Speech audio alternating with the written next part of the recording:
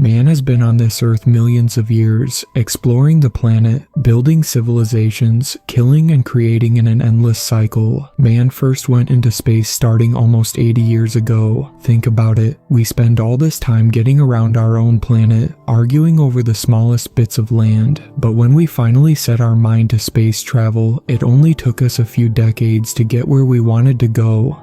I'm proud to say my grandmother was one of those that helped us to get there. She started out back in 1959, fresh out of college, as an intern for NASA. The space race was already going strong, the US versus the Soviets, and she managed to get in right in the middle. Gram stayed there for 40 more years, only retiring right before Y2K. She's up there in years now, and I wanted to try to do something to preserve the memories she had of that time, so I began to collect her stories. We started out with the basics, talking about how she joined, what she did, the history surrounding everything when she was there, all the things you learn in a high school history class. When we started discussing the missions she worked on, though, that's when I realized that there was a lot of history missing, locked up, never to be heard or read by anyone, nor should it. There's a reason space exploration has slowed down. There are missions that were made off the books and off record, launched from secret black sites around the world.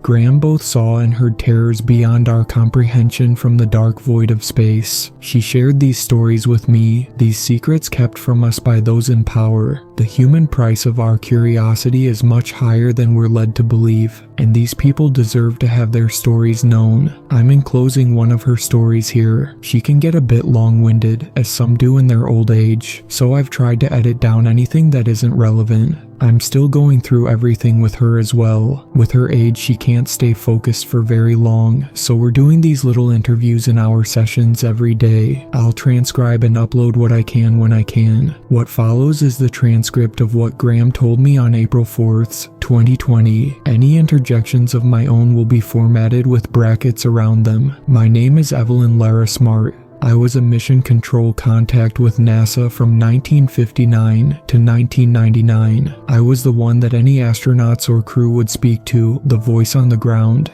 I relayed this information back to whoever needed it, in flight control, navigation, engineering, and such. I didn't set out to work there, it sort of just fell into my lap. I had worked as a switchboard operator, mostly taking emergency calls for the local departments. NASA was doing some recruiting and one of my supervisors recommended me. Then before I knew it, there I was, sitting in the big mission control room, watching the big screen with the video feed, and talking to our very own spacemen. Here she goes into a tangent about how lovely Armstrong and Aldrin are, with many mentions about Christmas cards from the latter. So, one of the first missions I was there for was the first picture of Earth from orbit. Obviously, being in communication, I wasn't really necessary, but we all crowded into the control room to see the picture as soon as it was transmitted. Granted, it was the late 50s, so we were waiting for quite a while. We expected cheers when it came through finally. It started that way at least, then everything quickly died down. There was the Earth, the huge curve with a beautiful crown of light from the sun shining around it. We captured something else too though, something that I fear I'll see again one day. Behind the Earth, off in the distance, was something giant. It wasn't completely clear, but what you could make out was a clearly defined torso, arms outstretched with wicked spines jutting from the outside. Large red eyes blazed against the dark void behind the figure, with a gaping maw underneath opened in a terrifying roar. The scale of this thing was huge. No way it couldn't be seen from a normal telescope here on Earth. We aimed our most powerful scope at the coordinates we estimated it to be at, and swept the sky, but couldn't see it anywhere. Took another picture from the satellite and it was gone, as if it had never been there. To this day we don't know what the hell it was. We check for it in every photo we take, every sweep of the sky, and it's only shown up 2 more times since then, once in 1979 and once in 1999. I don't know many people in the agency now, so God knows if it's been there again. Every time it showed up though, it appeared larger. Here she goes on about a few other notable advances in tech. most irrelevant to what we are discussing now. What a lot of people don't realize is that there were manned space flights before the ones on the history books. Sure, there's always been the theories about lost cosmonauts and such from the Soviets, and there are definitely true cases of that, but we had our share as well. There was an initial manned space flight in 1960, the Daedalus. She noticed the look of shock on my face apparently and left. Never read about that one.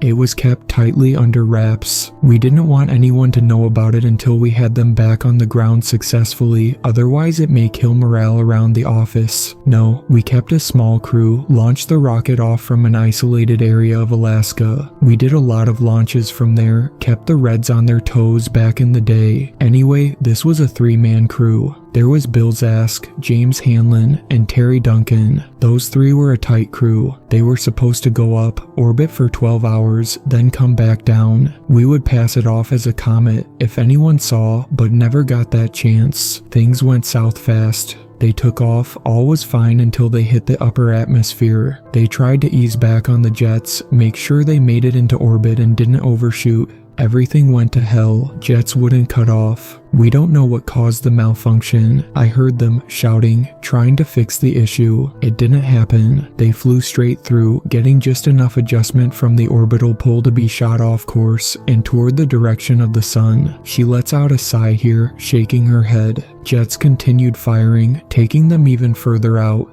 We maintained radio contact with them for 20 hours after takeoff. I spoke with them as fuel ran out. They began drifting into the void, no hope of turning, never to feel solid ground again. To this day, I don't know if it was something they really saw or the insanity getting to them as they died and faced their mortality. James was the first to begin raving, telling us about the bodies floating by the cockpit windows. I tried to clarify what he meant, assuming celestial bodies. I'll never forget the response from Bill. "No, Evelyn," he said to me, "human bodies, dozens of them. They described the field of bodies, male and female, old and young, all naked as the day they were born." Bill swore that one smiled at him as he went by. We didn't have live feed cameras at the time, unfortunately, so we weren't able to confirm. The way they described it though, I have no doubt they were seeing all of this. A lot of the transmissions got lost in static, limits of the tech at the time. The last broadcast we received was Bill. He was raving, still talking about the bodies, said they were talking to him now, telling him he could live forever with them. He said he was going to open the emergency hatch. Maybe it was my emotions getting the better of me. Right before he opened it and the static took over, I swear there was another voice. She drifts off and stares out of the window next to her. The sun went down an hour ago. Stars were plainly visible, shining in the inky darkness. I asked what the voice said.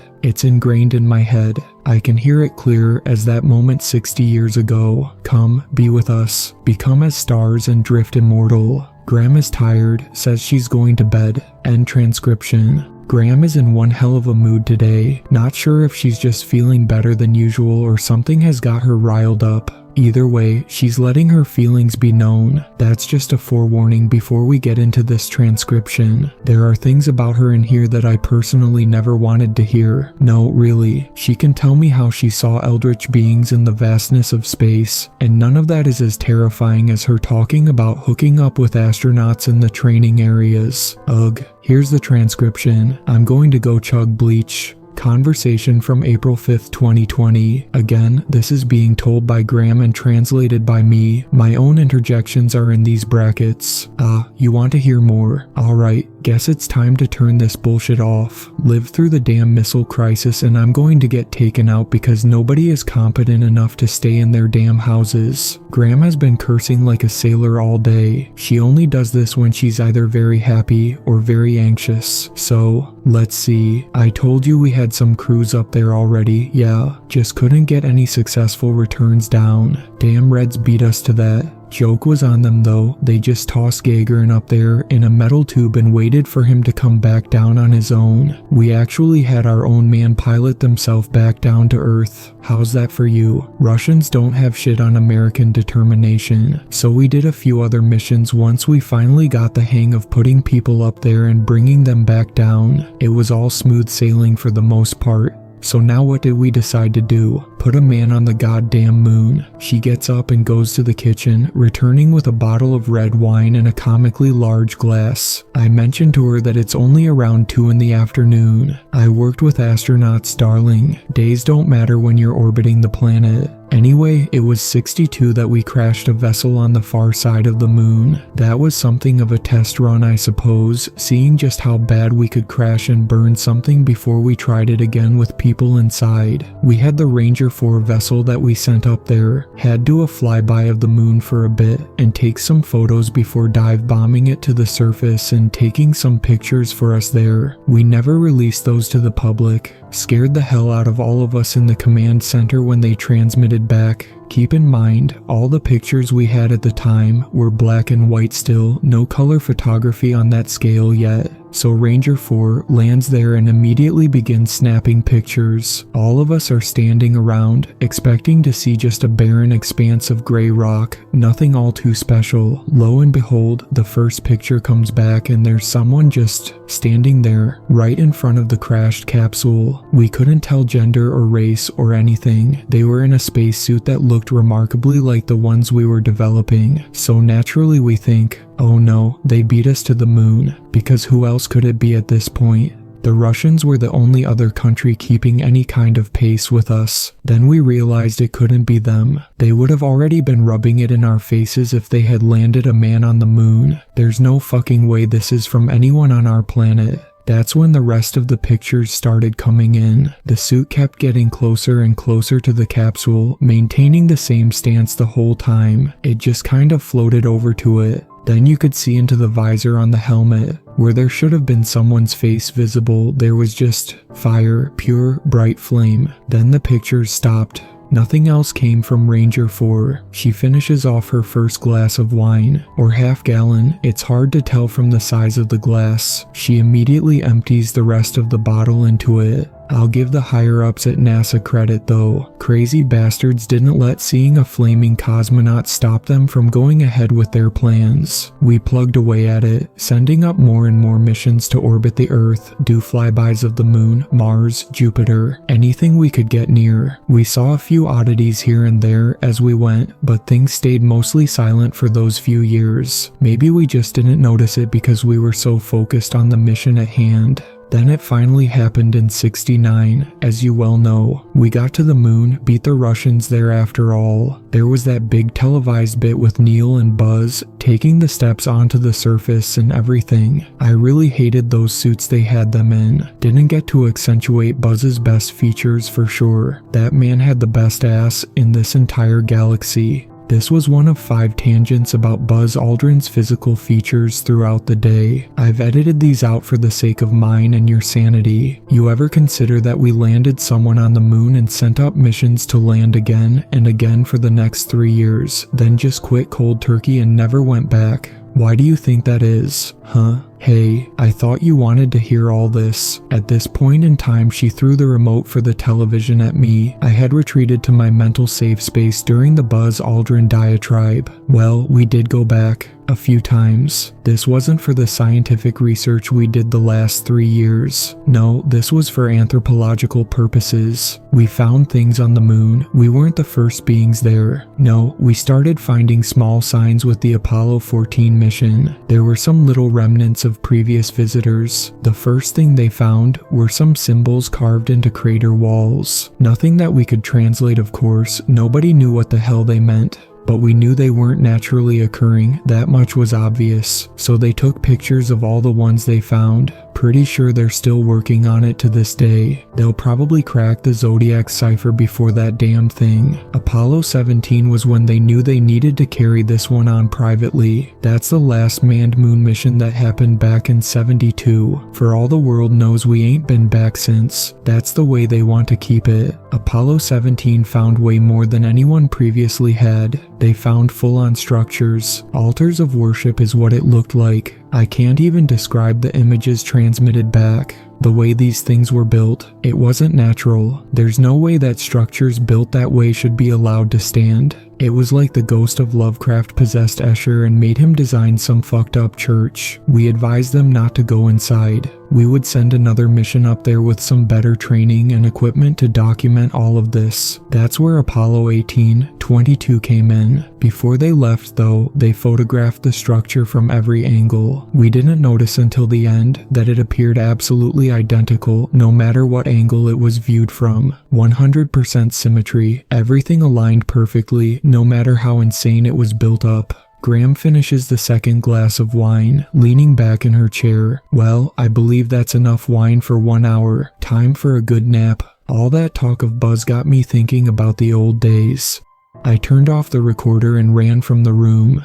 I can still hear Graham cackling from downstairs. April 6, 2020. I'm going stir crazy. Graham seems to get stronger every day somehow. It's like she's stealing my youth and thriving in isolation. This may end up being a record of me going insane with her stories mixed in. Let's go sit out on the porch. It's a nice day out. I'm tired of being cooped up in here. I concede that I could use some fresh air, but make her promise not to go near the neighbors or anybody walking by on the street. She gives me an entirely too sarcastic scout salute and swears she won't. Alright, that's better. Feel my battery recharging already. Now, the moon church was what I was telling you about yesterday, right? That was some crazy shit. So, Apollo 17 found this crazy structure that was just perfectly built. Strangest architecture I've ever seen. Made no goddamn sense to anyone how it remained standing after all this time. So we trained some other crews to go up after and look into it further. Specifically, we got a few people trained that had degrees in anthropology and ancient cultures. Maybe we could find some links here between this and things that had been found on Earth. Well, naturally, nothing is ever that easy. They head up there in 1973, land smack next to the structure found by the previous mission, and get to it. By this point, technology has thankfully improved, so we have cameras in their helmets that allow us to see everything they see. They were in color too, thank God. I asked her how they had this kind of tech in 73 when a lot of things were still incredibly basic with video, especially transmitted over that vast of a distance. You really think the stuff you saw from that time was the most advanced technology being used by the government? Don't underestimate the amount of money American government will throw at something if they feel it's a threat. The cameras and equipment we had on those missions was on par with that little video camera your mama gave me for Christmas a few years back. She's talking about the GoPro she got 4 years ago. That takes video in 4K. What the fuck? Now she's laughing at me again. Like I said, don't underestimate government spending. So anyway, Apollo 18 was a 3-man crew. Jason Voss, Ben Codd, and Arthur Wayne. Wasn't too happy about Arthur going up there. We had spent a few months together while he was training down at Cape Canaveral. God, if he could do half the things he could do in our gravity up there. If only I could edit my memory the same way I do this transcription. So they got to work. Jason stayed in orbit around the moon, making sure everything on the main ship was fine. Arthur and Ben went down to the surface and set up base camp. There was the structure, and not even 100 feet away was their little landing pod set up with everything in it. They were equipped for 3 days on the moon. First day goes off fine, just walking around the thing, taking measurements and samples. They determined that most of the structure is made from an unknown element. To this day, I don't think they've found out what it is. So, end of day 1 and they go back to their base camp. Now, we have a couple of cameras set up in the pod, so we can see everything going on, just in case there's any issues technically or God forbid something happens between them. Arthur and Ben are both fast asleep. We've got the feed playing in command just to monitor and keep an eye on everything. And suddenly it glitches. Not a drawn out one though, just a quick scramble, then it's back. Arthur and Ben are still there asleep. Now there's a figure standing there in the airlock though, like nothing I've ever seen. Long limbs, big hands that almost look like bulldozers, and just a rounded off nub right at the shoulders. I hit the intercom speaker for the capsule as fast as I could move, screaming at them to wake up. Poor Ben fell straight out of his bunk and onto Arthur underneath him, belly to belly. Now that's something I normally would have paid to see, but right now my heart was racing for the wrong reasons. So they both scramble up and look towards the airlock. That damn thing is still just standing there. I think it was looking at them. Arthur shouts at it, asking what the hell it wants. There's this Low garble of noise that happens, nothing discernible. It could have been interference for all we know. But by God, I saw Ben's face drain of all color when it happened. Arthur went a bit slack, looking from Ben to the creature. Then as fast as it showed up, it was gone. Poof, right into, well, guess you can't say thin air being where it was. Ben sat down on Arthur's bunk and just cried. It took him a good hour to actually calm down. In the meantime, we had no idea what was happening. Finally, he chilled out enough for us to ask him what had happened. He said that thing had looked at him, no eyes or anything, but he knew it was looking at him. It said, "She was never meant to live." Now this shook all of us. Almost a month before the mission, Ben and his wife suffered a miscarriage. She had been 6 months along. They were expecting a little baby girl. Then one day the baby was just gone. No heartbeat, no activity. They didn't know what had happened. It tore Ben and his wife apart though. They had a huge fight a week before liftoff because she didn't want him to go, didn't want to lose another person she loved. I can't imagine what he felt when he heard that damn thing talk. They cut the mission short after that. Everyone was afraid of what may happen to Ben's mental state if anything else happened. They packed up quick and got the hell out of there. Ben drank himself stupid afterwards, ended up driving his car off the interstate going 150 at around 3 in the morning. They barely got anything to bury. Graham wipes a stray tear from her eye. A man is jogging down the street with his dog, coming closer to our house. Graham calls out a greeting to him. He walks up and begins talking, much to my displeasure. Graham is speaking animatedly and leans down to pet the dog. I remind her we're supposed to be distancing just to be safe. Sorry, Jerry, my grandson here is a hard ass. I'll see you some other time. Anyway, that was the end of Apollo 18. Not a whole lot found out, but we were ready to try again. I was just grateful that Arthur made it back in one piece. We were actually engaged, you know, way back in the day before he went back up on the 19 mission in 74. I was a bit surprised at this. As far as I was told, Graham had never been married, and my grandfather had been killed in a car accident not long after she found out she was pregnant with my mother. We spent a lot of time together during that time. It was lovely. I miss that man. So Arthur and Jason volunteered to go back on the 19 mission. I think Arthur was determined to get into that structure and see exactly what was going on with it. They had a new recruit along with them as well, Paul Orson. He was a former Green Beret during the Vietnam War. Tough son of a bitch, and not one for conversation. They didn't know what they would find though, so they wanted someone with combat training to go up. Everything goes as normal. It's old hat at this point. They land in the same spot for base camp, Arthur and Paul this time. They got there on day 1 and set everything up, then decided to just rest up for a few hours and go straight in. Well, they didn't realize that they needed to find a way in first. Apparently, in all this time researching the structure, everyone just assumed there would be a door somewhere. No such luck. Every wall on the outside was smooth, no cracks or seams signaling a door. They searched every damn inch of that thing, nothing to be found. Lo and behold, I'm watching in on Arthur's camera while he's walking around the structure. Even in low gravity, he had 2 left feet. He tripped and fell straight through the wall. We thought we had lost him for a minute. It looked like the camera had hit something and shorted out. Then he asked us if we were seeing it too. The interior of the structure was larger than the exterior, way more room to move about. Lights hung in the air like stars, bathing everything around him in a soft glow. It was like its own miniature galaxy contained in that one building. Probably one of the most beautiful things I've ever seen. Arthur backed out then, wanting to make sure he could travel freely in and out of the structure before he got trapped there, and it seemed to work fine. It was like there was a portal, a thin veil where it looked like a wall but wasn't. He grabbed Paul, showed him what he had found. Don't think he was too impressed, more like he was ready to shoot it if he could have found a gun. Exploring it further, they found a small spiral slope, almost like a ramp that went downward from the main chamber. They followed it for probably an hour before it got anywhere, seeing more of those strange symbols all over the walls on the way down. When they got to the bottom, it was like some kind of church. No idea what they worshipped or who, but there was an altar right there against the far wall.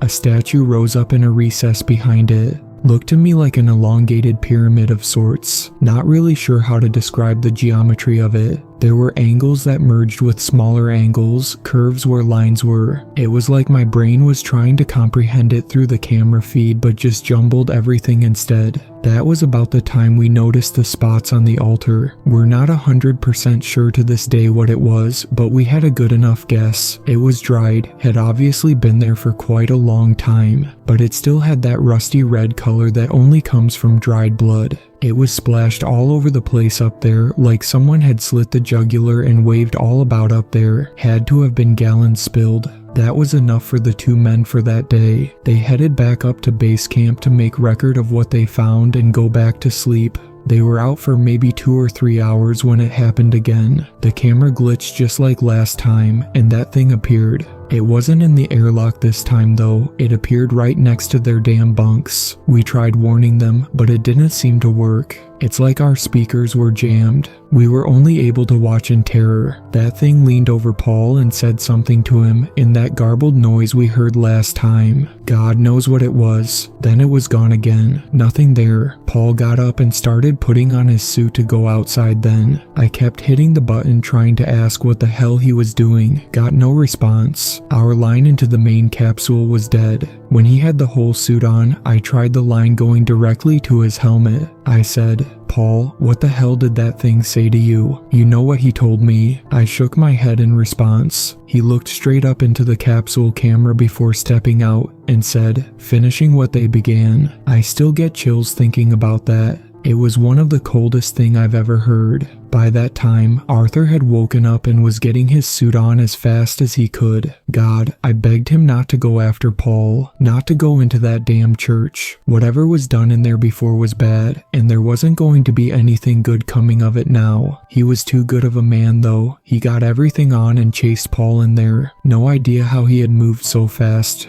But Paul was waiting down there for him already, standing right on the altar and holding an old combat knife. Arthur shouted at him, asking what the hell he thought he was doing. He didn't say a damned word, just started lunging towards Arthur brandishing that knife. I watched it, all of it. Each of their helmet cameras was on a different side of the big command screen. Our coordinator was shouting at me to tell them to stop, to get their shit together. It wouldn't have done anything. That wasn't Paul in that suit anymore. There was a blind rage in his eyes. His breathing in the mic was like an animal that had been cornered. No, he wanted to kill, and he didn't care who saw. They went back and forth for a while, throwing each other all around that unholy place. Finally, Arthur managed to wrestle the knife away from Paul. He stood up, holding it out in front of him. There were tears in his voice when he was talking, telling Paul to stay away, telling him they could go back home and have a drink. Act like all of this never happened. It didn't matter. Paul rushed and Arthur had no choice. He ducked down and thrust the knife upward. The camera in Paul's suit was splattered with red as he depressurized in seconds. Arthur screamed, looking at that altar and throwing the knife at it. He just lay there for a while, sobbing and shouting curses. He was alone up there. Graham's voice cracked.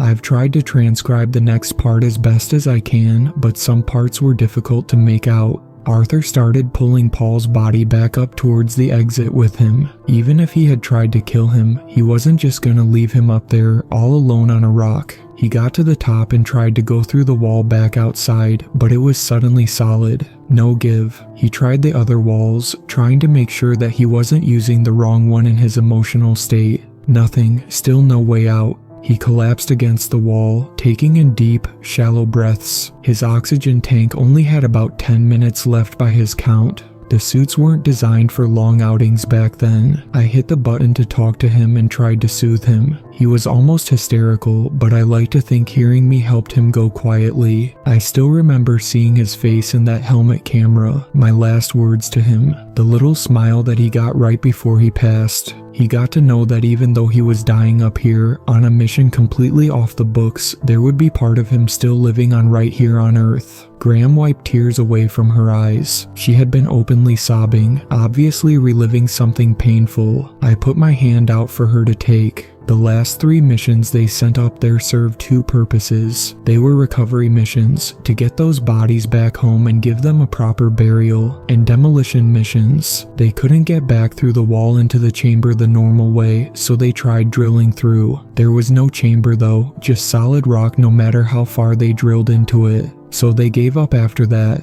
The next 2 missions brought explosives and detonated them around the structure, destroying it. We haven't gone back to the moon since then, not after that loss. Even if we had, I wouldn't have worked the mission. I would have absolutely refused. I told them I wasn't taking on any more crewed landing missions after that. They would have to find another communications head. She stared at me for a moment before looking back out toward the sky. The moon was already hanging there, right at the cusp of night. She let out a long sigh. Some nights I look out at the moon and like to think he's still out there watching over me, watching over us. He is so proud that I'm finally telling someone this. He had always talked about having a family and grandchildren one day. I think he's up there right now, giving that sly grin he always had. I'm sure he's proud of you, wherever he is. Graham looked for a moment more as I sat there, stunned. Then she got up, gave me a hug, and went back inside to get ready for bed.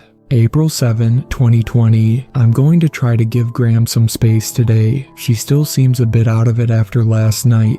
She stayed up to watch the pink moon, said she felt better after seeing it, like Arthur was at peace up there. April 8, 2020. She's back to her normal self. Well, look who's finally up. Thought I was going to have to draw a pentagram on the floor and summon you down here. Grab me that loaf of bread off the table. I've never wanted a grilled cheese this bad before in my life. Alright now, let's see. Did I tell you about Skylab yet? God, that was a clusterfuck if I ever saw one. They want you to think it just decayed out of orbit, but they knew what they were doing. They made sure that son of a bitch went down in flames. She settles in with her sandwich and another glass of wine. I don't know where they come from. I only saw 1 bottle on the counter when I got here, and I don't recall getting any with the grocery delivery. I swear, she's some sort of witch. So, we had about 4 crews up there that did different experiments and such. We had your normal run-of-the-mill stuff, working on plants and small animals, zero gravity, blah blah blah. Then the final crew came in. I about marched my ass down to the science department and smacked the shit out of every one of them when I saw what they brought with them up there. It was a goddamn block.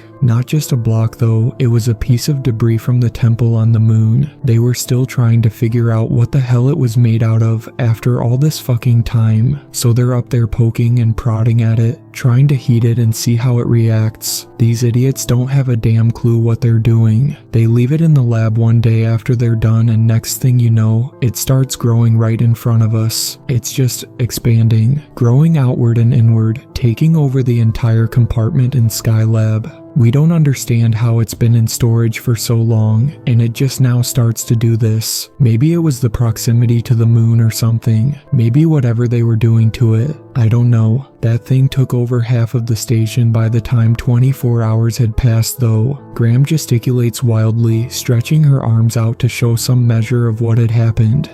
So this thing is turning the station into a new version of the moon temple. There's protrusions coming from it, odd angles sloping off here and there. It looks demented. They thankfully hightailed it out of there on the main shuttle right after it happened. The structure just kept taking more and more of it as it went. The cameras inside were still giving off a feed. That's the weird part. No matter how much this thing took over and reshaped all the metal and tubing of the station, the cameras kept going. We saw the small galaxy form right there in the lab. The crew quarters ebbed and changed, stretching until they resembled a hall of worship. That damned altar appeared at the end. The very same one. That was what sealed the deal for the superior officers. Skylab was obviously a lost cause. We didn't know how long this thing would keep growing up there or where it would latch onto next. So they started working on sending a probe up there carrying a payload. They were going to knock it straight out of orbit, either let it drift off into deep space or burn in the atmosphere. The whole time they were doing this, we were watching the cameras. I saw things on there, things that weren't meant for the human eye to see. On occasion, the feed would blink and the altar hall would be filled with a writhing mass, creatures that looked like that same one that appeared on the moon. They would be feeling, swirling around one another in a throng. It was some worship ritual or something, I don't know. Just as soon as it started, it would blink right back out.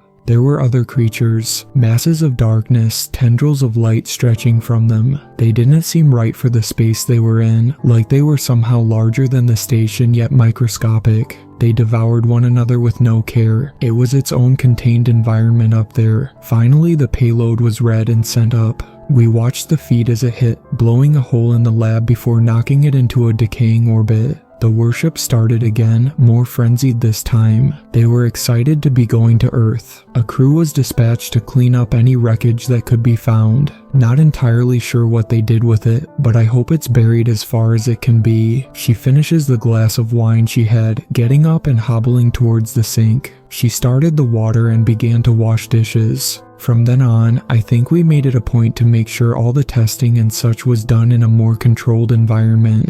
They started sending out more probes too. Voyager was launched a few years later. We wanted to see what was beyond our little space in the galaxy. There's a lot, that's for sure. I remember when they told us Voyager had reached the edge of our solar system. We couldn't believe something had gotten that far. We looked in at some of the pictures it had taken along the way. There were the usual things that inspired awe. The stars, planets up close, far-off comets and asteroids. Then there was the follower. She shuts off the sink and comes to sit back down. Creepy little shit, that thing was. Looked like a human male, honestly. Kind of tall, scrawny. He was naked head to toe, not wearing a goddamn thing. She notices my look. Before you ask, no, it didn't have a dick. It just followed the Voyager like a lost little puppy for a while, poking and prodding at it occasionally. We got plenty of close-up pictures of it, saw right into its eyes. The close-ups were what made us realize it didn't have eyes like a human. Instead, it had stars. They burned hot, almost causing a flare on the pictures. There was one where it opened its mouth and you could see a void like a black hole, singularity and all. She shakes her head, letting out a little shudder. The weirdest thing was the message it transmitted.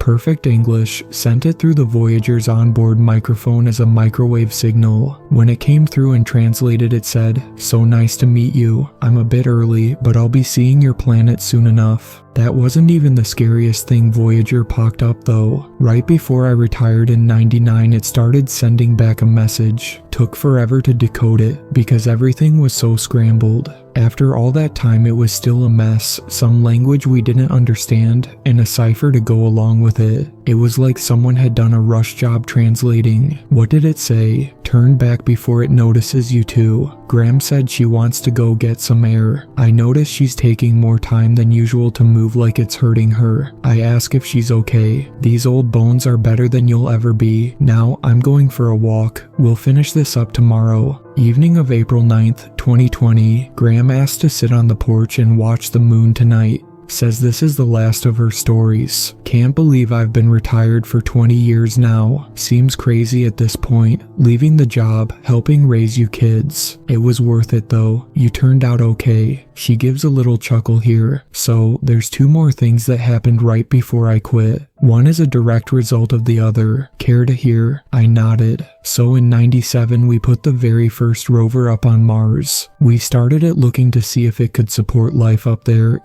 trying to expand out beyond our own planet. Hell, it's already too crowded here. Has been since man first walked. Best thing about all this social distancing is I have an excuse to tell people to fuck off. Pathfinder was something though. Ugly little contraption. You wouldn't think it could get 10 feet, much less across a barren planet full of dust and rocks. But damn, that little thing moved. It was zipping here and there across the land, taking pictures and videos, scooping up samples and analyzing them right then and there. Wonder of science. So we're looking at all these pictures being sent back, amazed at everything we're seeing. There's huge sand dunes, cliffs. This place is like a giant desert, but it's beautiful. That was when the first storm moved in. Storms up there aren't like ours. There's no rain, just wind and lightning. The wind stirs up the sand and makes it hard to see, blocks out most of the light. So Pathfinder is up there, sand and dust swirling around. Then in a flash of lightning you see this towering figure. It was thin, incredibly tall. Everything about it was disproportionate though. It wasn't until the next flash of lightning that we connected it. It was another of those damn things from the moon, the ones that appeared when Skylab turned.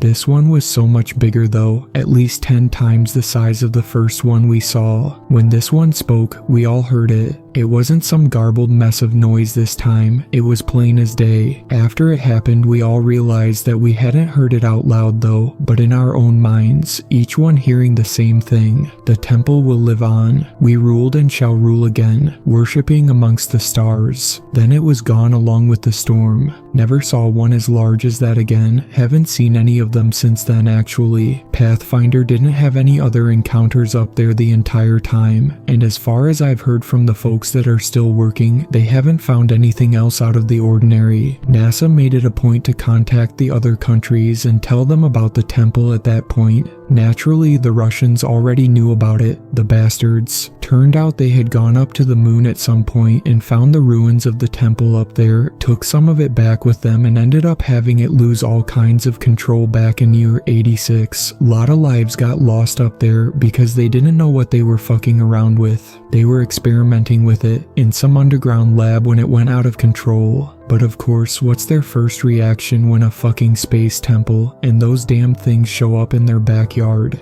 They nuke the thing straight to hell, killing a ton of their own citizens and covering up as some reactor meltdown. The footage they showed us, I'll never forget it. These bastards didn't even nuke it right away, that's why there was so much fallout. They let it go on for at least a week, absorbing everything and recording what happened. There were people inside that altar room when their worship session broke out. Those poor souls deserved so much more mercy than anyone could give them. After that, we all agreed that our first priority was protecting the Earth from whatever this was, not allowing any of that back down here. That was the time they started on the space station. Now I don't know much of what they've been up to recently with it, since it was just being launched when I retired. They built it to keep a better eye on things out there in orbit though, where they could conduct experiments and run some countermeasures right there without anyone here on Earth being any wiser. Smart move, I think. I know now long before I left they had a satellite that found that chain of bodies again, the same one that took the first manned crew up there. We could hear the whispers being transmitted back. I still wake up some nights hearing those whispers. What did they say? Come to us, be sacrifices, float eternal as a living altar to them.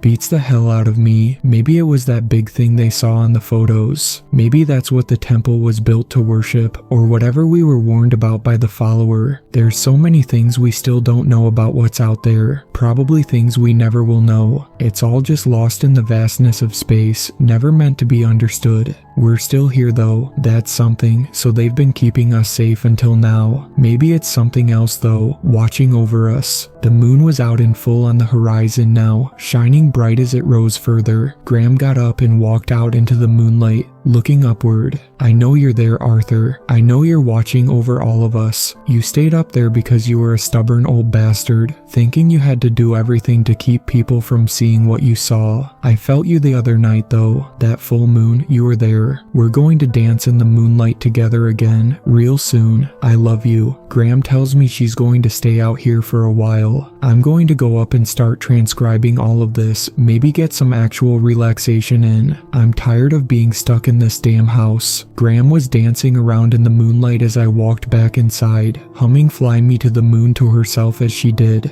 April 10, 2020. Graham passed away early this morning. I had walked into the kitchen for a drink and noticed the front door was still cracked open. This wasn't normal for 2 in the morning, so I walked out to check. Graham was sitting in her rocking chair on the porch, drenched in bright moonlight. She had a smile on her face. She died peacefully in her sleep, carried off into the moonlight by the one she loved.